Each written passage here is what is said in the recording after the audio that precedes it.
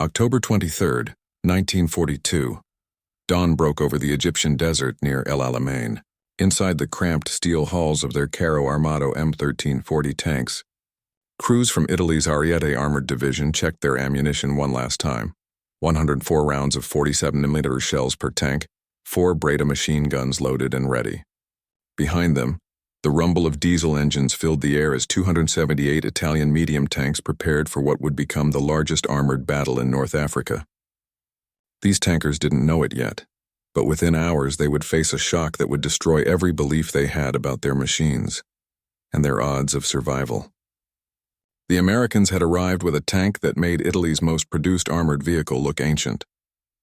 What followed wasn't just a military defeat, it was an awakening. Thousands of Italian soldiers would realize through fire and steel that they were fighting with hopelessly outdated equipment.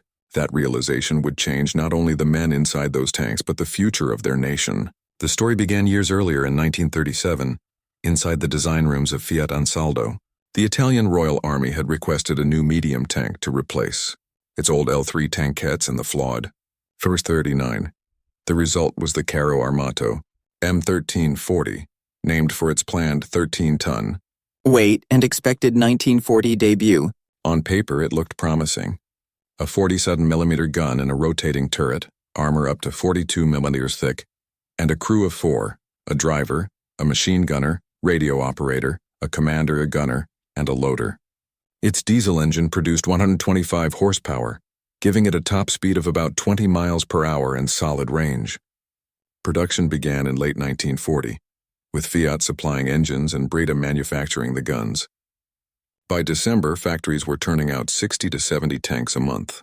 More than 700 M1340s would be built before production shifted to the improved M1441. Altogether, over 3,000 tanks based on this design would serve as the backbone of Italy's armored forces. At first, Italian tank crews believed the M1340 was their ticket into modern warfare. Its gun could pierce British cruiser tanks and its armor could hold against British 2-pounders. They felt confident, until they discovered that modern war wasn't static. It was a race and Italy was already behind before it even started. The first M1340s arrived in North Africa in late 1940 with the Babini Brigade. Their crews got just 25 days of training, far less than British or German crews. Many units lacked experience, cohesion, and even basic radios, forcing commanders to rely on hand signals or step outside to issue orders, a fatal disadvantage.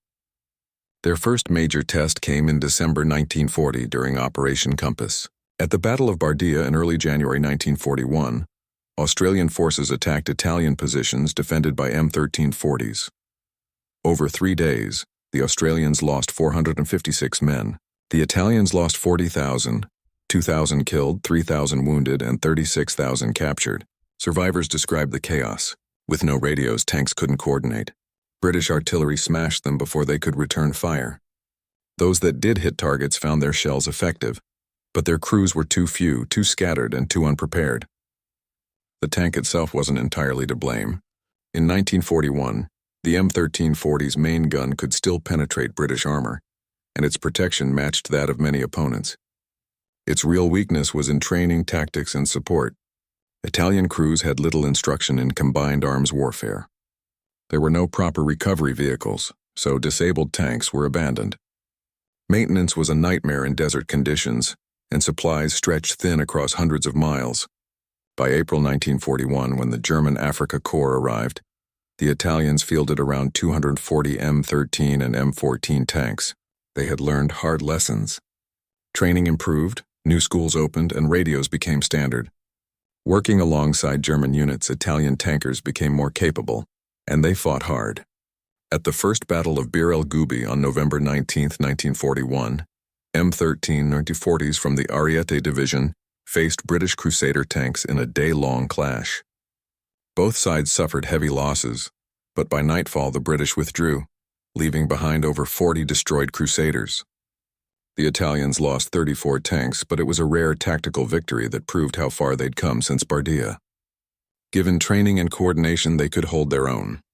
During the Battle of Gazala in May and June 1942, Italian armor again showed flashes of effectiveness. On June 12th, M1340s from the Trieste Division engaged British Grant tanks near Knightsbridge, using speed and positioning to attack from the sides and disable enemy tracks. They fought bravely and effectively, but the gap in technology was growing. By early 1942, the British began fielding the American-built M3 Grant medium tank in large numbers. With its 75mm hull-mounted gun and 37mm turret cannon, the Grant signaled a new era, one that left Italy's tanks hopelessly behind. Here's your rewritten script, rephrased and simplified for a U.S. audience while keeping the same length, pacing, and emotional weight. And though its main gun could only move about 15 degrees left or right, the American Grant tank easily outranged the Italian 47mm gun. It could punch through Italian armor long before the M1340 could even scratch it. As the war dragged on, the weaknesses of Italy's main tank became impossible to ignore. The riveted armor meant that even non-penetrating hits could send metal rivets flying inside the crew compartment like shrapnel. The bolted hull plates cracked under stress. The two-man turret forced the commander to act as both gunner and leader, slowing reactions in combat. And the engine, though dependable, was far too weak for the tank's weight, especially after crews began adding sandbags and spare track links for extra protection. Italian tankers knew these problems well. Many tried to fix them on their own, stacking sandbags on the front armor or welding extra tracks to vulnerable spots. But these field modifications made their tanks even heavier, slower, and more likely to break down. Commanders ordered crews to stop, but desperate men kept doing it anyway. By 1942, the Italian army realized it had a firepower problem. To compensate, every tank battalion added a company of Semovente 75-18 self-propelled guns, turretless, vehicles built on the M1340, chassis and armed with a 75mm howitzer that could fire shaped charge rounds capable of piercing Allied tanks. They offered much-needed fire support but weren't true tanks. They couldn't maneuver or fight in mobile tank battles like the M1340s, and there were never enough of them to make a real difference. Then came October 1942, the Second Battle of El Alamein. Lieutenant General Bernard Montgomery's British Eighth Army had spent months preparing a massive assault. 3 armored divisions, including the famous Desert Rats, were ready to break through the Axis line. The British brought 1,000 tanks to the fight, among them the new Crusader Mark III with its powerful 6-pounder gun and the heavily armored Churchill. But they also had something entirely new, something Italian tankers had only heard rumors about. The American M4 Sherman. 250 Shermans were ready for battle, spread among multiple British armored brigades. This was the Sherman's combat debut in North Africa. Opposing them was Field Marshal Erwin Rommel's Panzer Army Africa, German and Italian forces with about 540 tanks in total. Of those, 278 were Italian M1340 and M1441 variants, plus about 20 light L640s. Italian tanks made up more than half the Axis armor on the field. The Italians took up positions along the southern sector of the 40-mile El Alamein line. Around them, minefields and barbed wire stretched as far as the eye could see, 450,000 mines forming what Rommel called the Devil's Gardens. On the night of October 23rd, the desert erupted. Allied artillery, 900 guns strong, opened fire in a deafening bombardment that shook the ground and lit up the sky. For hours, high explosives rained down, tearing through Axis positions and morale alike. When the shelling finally stopped before dawn, British and Commonwealth infantry moved forward, engineers clearing paths through the mines for the tanks to follow. By the second day, the tanks arrived. Italian crews peering through their periscopes saw the shapes emerging from dust and smoke. Hundreds of them, too many to count. Commanders shouted target ranges and orders. The M1340 guns swung into position. Then through the haze they saw it clearly for the first time, the M4 Sherman. It was huge, taller and broader than anything they'd faced. Its armor sloped at sharp angles designed to deflect shells. Even at over a kilometer away, Italian crews could see the long 75mm gun. And the way it moved, steady, confident, like a predator that already knew the outcome, was terrifying. The M4 Sherman was everything the M1340 was not. The Italian tank weighed 14 tons. The Sherman weighed 31. The M1340 had 30 to 42 of armor. The Sherman had 51 to 64 meters of sloped frontal armor and up to 76 meters on its turret. The Italian gun could penetrate about 88 millimeters of flat armor at point-blank range, but against the Sherman's sloped front, it was almost useless except at dangerously close distances. Italian crews could only hope to damage a Sherman from the sides or rear, or by hitting its tracks. The Sherman's 75mm M3 gun, by contrast, could pierce 73 mm of armor at 1,000 meters and 88 meters at 100 meters. Against the thin, riveted M1340, those rounds were devastating. The Sherman could destroy Italian tanks from any reasonable range, and it didn't even need to get close. On top of that, the Sherman was faster, more reliable, and far easier to maintain. Its 400 horsepower radial engine delivered 3 times the power of the Italian tank's diesel, giving it better acceleration and cross-country mobility. Its 5-man crew included a dedicated commander who didn't have to double as a gunner. The radios worked flawlessly. The suspension handled rough desert terrain with ease. Even its ammunition was stored more safely. In every meaningful way, the Sherman outclassed its Italian opponent. For many Italian crews, the first fight against the Sherman lasted only minutes. Hidden in hull-down positions, they waited for Allied tanks to come within range. But the Shermans didn't charge recklessly. They stopped over a mile away, well beyond the reach of Italian guns, and began firing. Their gunners were precise and patient. Shells tore through Italian tanks, setting off ammunition and fuel. Even non-penetrating hits were lethal, as rivets turned into flying shrapnel inside the cramped hulls. Italian drivers tried to reverse or reposition, but the Shermans used their superior range and speed to control the engagement. Across the desert, the same story played out again and again. Italian tankers fought with remarkable courage, pushing forward, trying to close the distance. But the Shermans stayed back, coordinated with infantry and artillery, and picked them off methodically. When a few Italian crews did manage to get close enough for a clear shot, they found their worst fear confirmed. Even direct hits on the Sherman's frontal armor failed to penetrate. Here's your rewritten version, rephrased and smoothed out for a U.S. audience while keeping the same story flow, tone, and approximate length. The Sherman's sloped armor and hardened steel plates deflected shells that would have torn through an M1340. Italian tank crews were left aiming for the tracks, hoping to immobilize their targets long enough for German tanks or anti-tank guns to finish the job. Every encounter became a fight for survival, not victory. Crews learned to run, to hide, and to pray they wouldn't have to face the Shermans head-on. The Second Battle of El Alamein raged for 13 days, from October 23rd to November 11th, 1942. Montgomery's 8th Army finally broke through the Axis lines in the north, forcing a full retreat. Italy's Ariete and Littorio armored divisions fought to the last, holding the line so German units could escape. One by one, Italian tanks burned in the desert, sacrificed to buy time. By the time the battle ended, the Axis forces were shattered. The 8th Army lost about 500 tanks, most of which were later repaired. The Axis, by contrast, lost almost everything. Of the 278 Italian medium tanks that began the battle, fewer than 30 made it out. Many didn't fall to enemy fire. They simply broke down and were abandoned in the desert.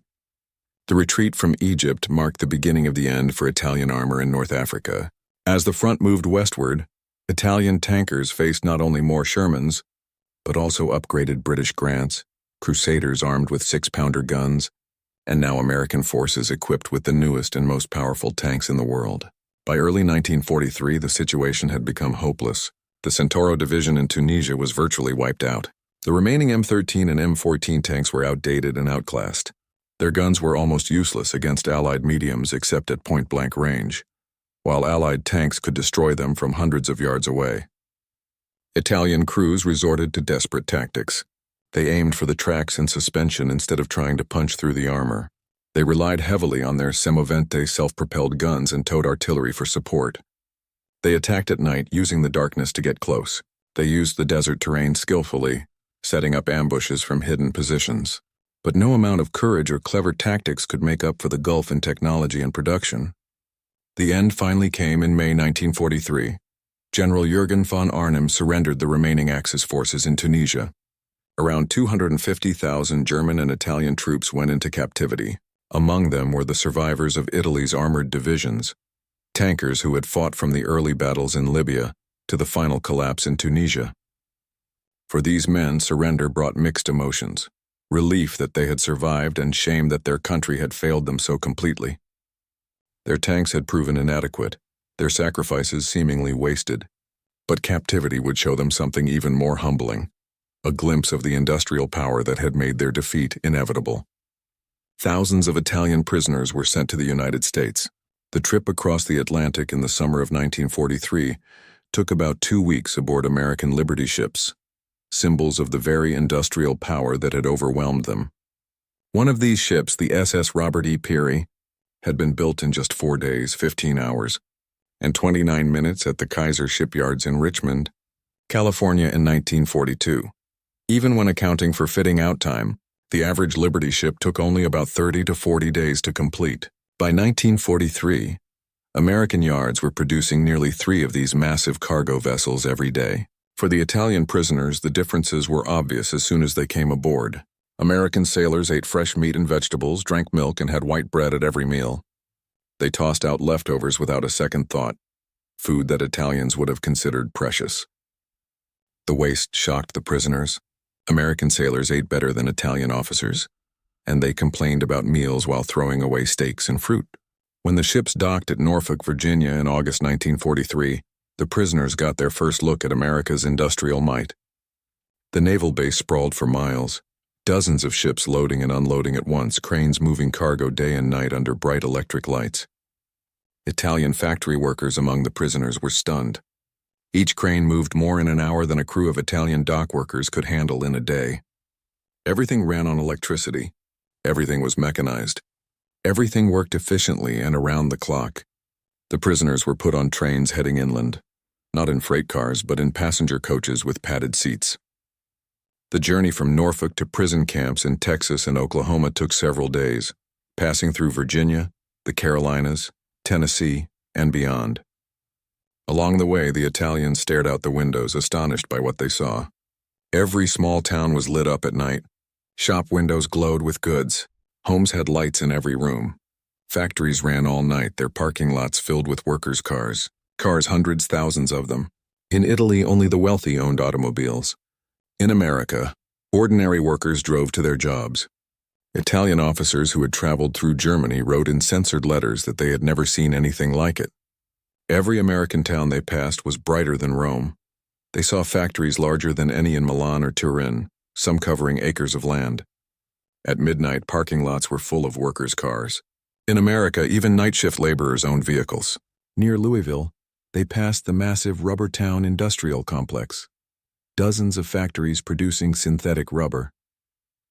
By 1945, the United States would produce more than 800,000 tons of it each year, with Louisville alone contributing nearly 200,000 tons. Italy and Germany combined couldn't match that output. As the trains neared Detroit, the prisoners saw the Ford Willow Run bomber plant, a structure so vast it seemed unreal.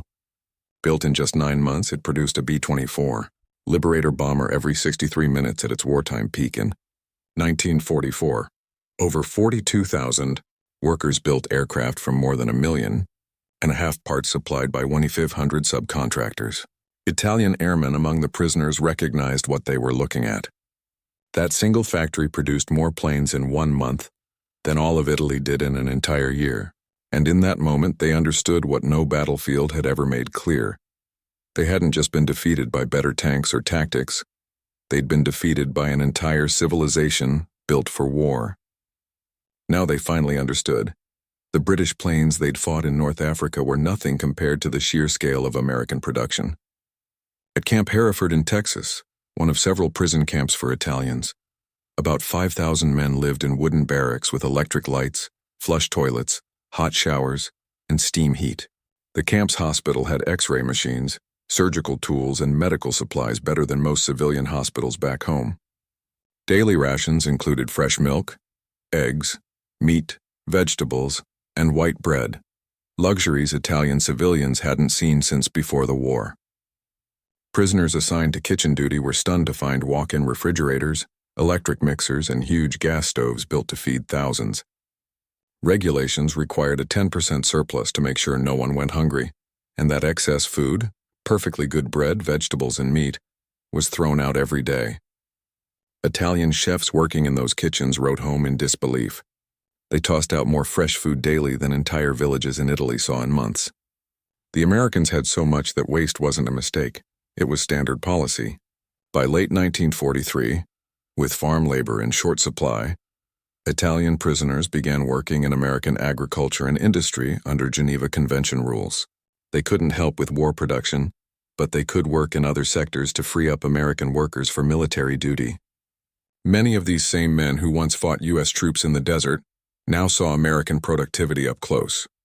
In Nebraska, they worked in wheat fields that stretched endlessly, where a single combine did the work of 100 men. Crop yields doubled what they had achieved on Italy's best farms. In Texas, they watched electric-powered cotton gins process in an hour what Italian farms managed in a month. These machines were part of rural electrification programs spreading across the country, transforming even ordinary farms into small industrial powerhouses. The farmers themselves weren't wealthy aristocrats. They were regular people with electricity, running water, trucks, and tractors. At a Campbell's soup factory in New Jersey, Italian prisoners watched automated lines process more tomatoes in one day than most Italian factories could in a month. A single elderly woman operated machinery that replaced 50 workers back home, while listening to the radio and sipping coffee on her break. Even with most young workers serving in the military, production levels surpassed pre-war output. Some prisoners worked at military supply depots, unloading endless shipments of equipment. They saw warehouses full of tank engines, spare parts, ammunition, and crates of supplies arriving by train every day. The sheer abundance explained everything they had witnessed in Africa. The Allies never ran out because America's production wasn't a line, it was a flood.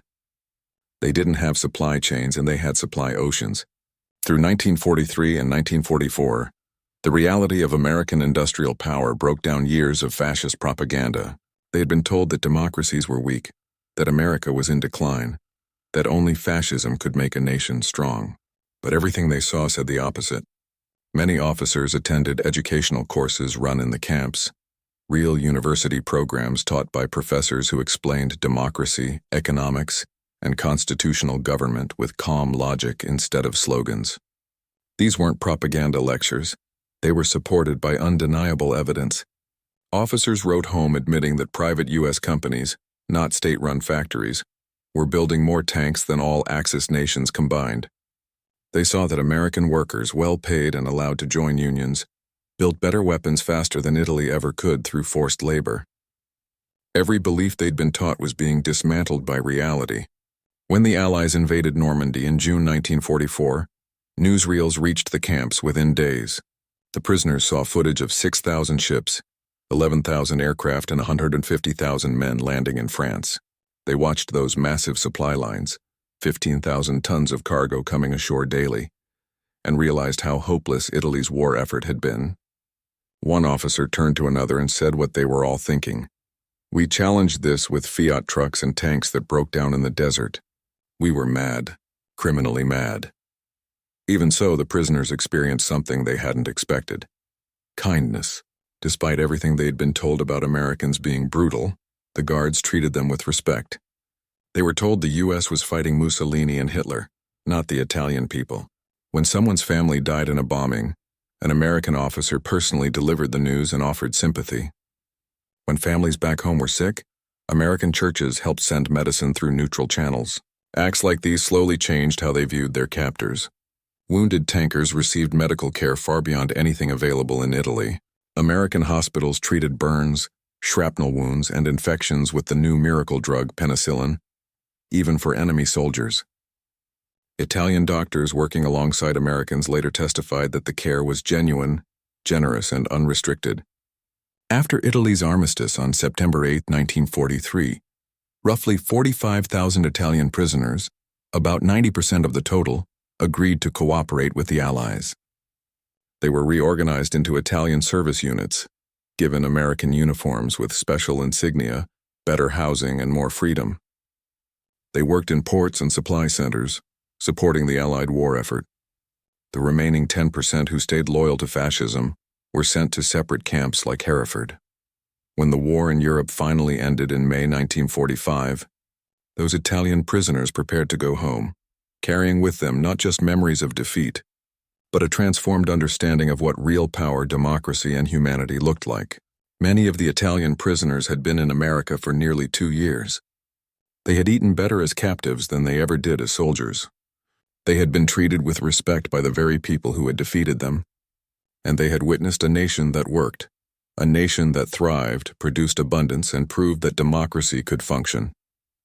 In their final months of captivity, preparations began for their return home. American authorities offered vocational training, agricultural courses, and lessons on democracy and civic responsibility. Prisoners learned about economic systems, constitutional rights, and political participation. They were not being sent back as broken men, but as potential citizens of a new democratic Italy. Between 1945 and 1947, tens of thousands of Italian prisoners returned to their homeland. What they found was a country in ruins, cities bombed, industries shattered, and the fascist regime gone. In its place stood fragile democratic institutions struggling to rebuild. Yet these returning men brought something precious, first-hand knowledge of how a free industrial democracy functioned. They had seen efficiency without tyranny, prosperity without conquest, strength through freedom, not control. That understanding became part of Italy's rebirth. The Italian economic miracle of the 1950s and 1960s was shaped not just by American Marshall Plan aid, but by the experience of these former prisoners. They applied modern methods learned on American farms and in factories. They supported democratic values because they had seen them succeed. Historians note some remarkable facts about this group. Fewer than 1% of Italian prisoners in the U.S. ever tried to escape, and after the war, 95% rated their treatment as good or excellent. Thousands stayed in touch with American families for decades, and many even emigrated to the United States during the 1950s and 1960s. The numbers behind the tanks tell part of the story. The Italian M1340 weighed 14 tons, with armor up to 42 millimeters thick and a 47 millimeter gun. The American Sherman weighed 31 tons, carried up to 76 made of turret armor, and had a 400 horsepower engine compared to the M13's 125. Both could penetrate similar levels of armor, but the Sherman's sloped armor gave it a huge defensive advantage. Yet the real difference wasn't in the machines, it was in the systems that built them. Italy produced roughly 3,000 tanks on the M1340 chassis during the entire war. The United States produced more than 49,000 Shermans between 1942 and 1946. American factories built tanks faster than they could be destroyed. Italian factories, limited by small-scale craftsmanship, rarely made more than 70 per month. At peak, the U.S. produced over 2,000 Shermans every month. One American factory alone could outproduce all of Italy's annual tank output. This pattern repeated across every kind of weapon: planes, artillery, trucks, ammunition. The men who faced Shermans in North Africa weren't beaten by braver soldiers or better tactics. They were beaten by an economic system that could sustain total war on a scale Italy could never match. Historians agree that the M1340 wasn't a bad tank when it first appeared in 1940. But by 1942, it was obsolete, and Italy lacked the industrial power to replace it. Italian crews fought with courage but outdated equipment, and their defeat became a matter of arithmetic, not bravery. Industrial capacity decided the outcome long before the battles were fought. Still, the story didn't end in defeat. It ended in transformation. The same Italian soldiers who once faced American tanks came to understand why they lost. They saw that free people working in free markets could build more, innovate faster, and live better. They returned home believing in democracy, and helped rebuild a nation that would become one of America's strongest allies. Second Lieutenant Luigi Arbib Pascucci of the Ariete Division embodied that courage. On November 4-5, 1942, during the Second Battle of El Alamein, he led 11 M1340 tanks in a final counterattack against British armor to cover his division's retreat. Pascucci was killed in action and posthumously awarded Italy's highest military honor, the Medaglia d'Oro al Valor Militare. Today, Italy's 13th Tank Battalion bears his name, M.O. Pascucci, in remembrance of his sacrifice. General Francesco Antonio Arena, commanding the Ariete Division, sent a final message as his forces were surrounded.